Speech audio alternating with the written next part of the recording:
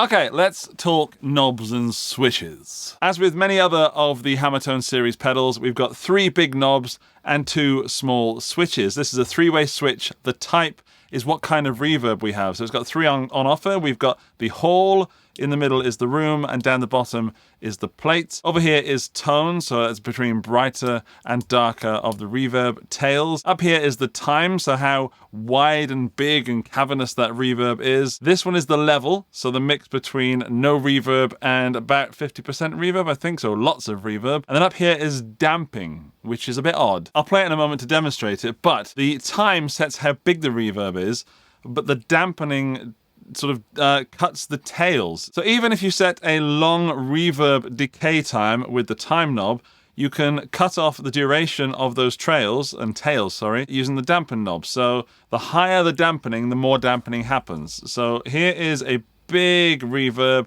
in a hall style with no dampening whatsoever.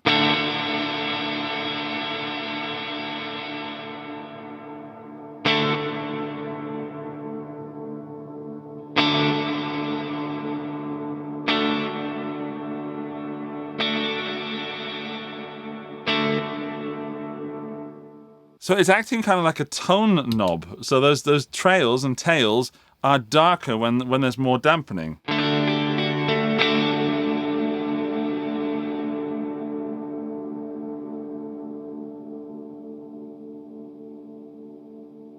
It's an odd one that you can really only demonstrate by playing one chord and letting it ring. If you're playing and you're playing lead lines, then what this does, it'll take the reverb out of the way of your main guitar tone. So even if you have the mix up really high, by making those tails and trails darker, they stay out of the way of your main guitar tone. So no dampening.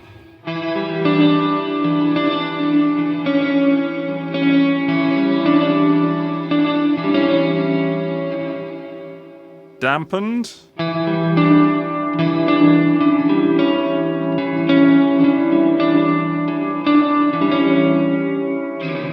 So what the pedal's doing is taking that reverb out of those high frequencies so you can let that original guitar tone ring through. So it's a bit muddy. Without any dampening, that's super muddy.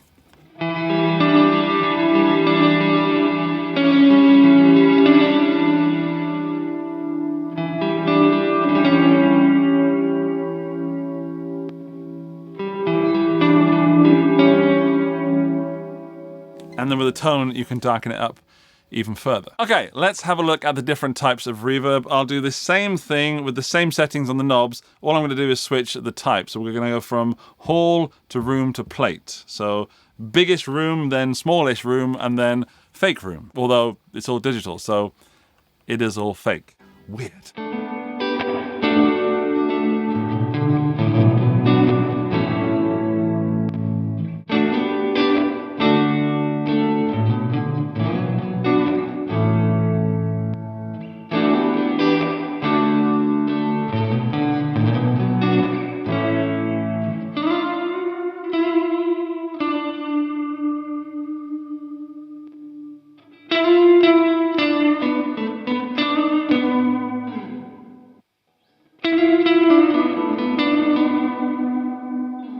Now, I think this pedal is best used when it's a bit more subtle. So I've got that level up there pretty high just so you can hear it. But giving that big room with a little bit of a lower level really does let the reverb become more believable.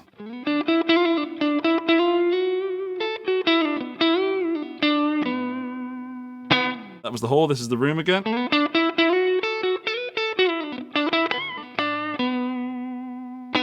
Plate.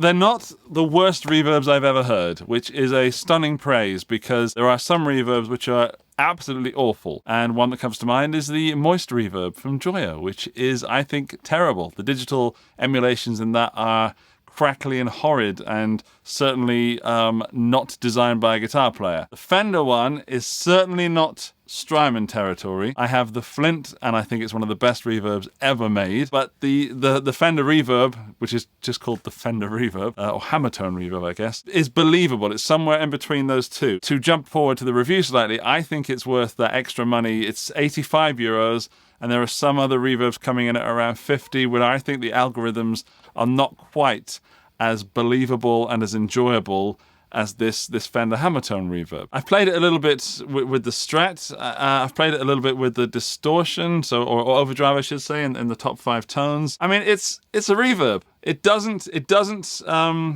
drip because there's no spring, but it does kind of do this kind of let's max it and see what happens kind of thing.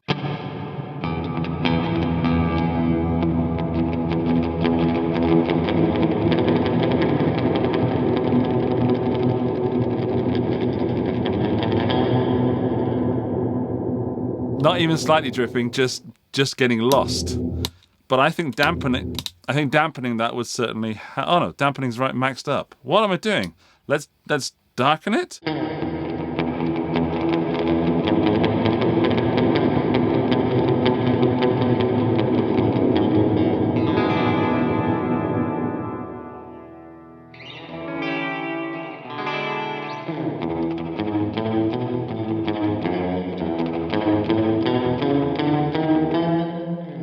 It doesn't get surfy, really.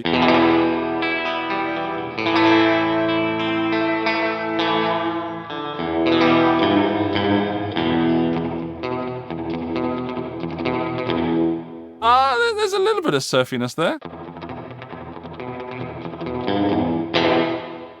I would take this over the 𝗬𝗓𝗏𝗏 Electronic drip. I would take this over some of the more stuff. I would take this over, some of the 𝗬𝗓𝗏𝗧𝗏 pedals, but I really think, sorry, I'm having a bit of an eye problem here.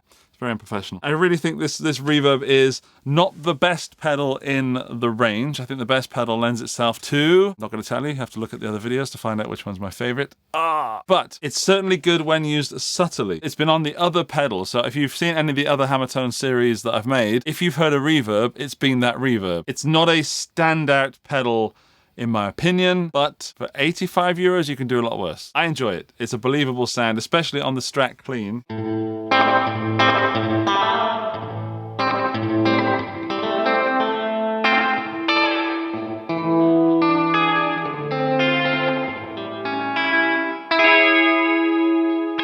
Now, there are no dip switches in this, there are no micro switches or internal trim pots, so I don't have to open the pedal up because, I've opened up every pedal. I'm not going to open up this one, just for a change. This pedal hasn't blown me away, if I'm honest. I think there's some great tones in there. I'm used to my flint. With the flint in mind, it's really hard to do my job and ignore the flint. If I ignore the flint, this is a damn fine reverb pedal. If I think of the Moist reverb from Joya, for example, this is a really good reverb pedal.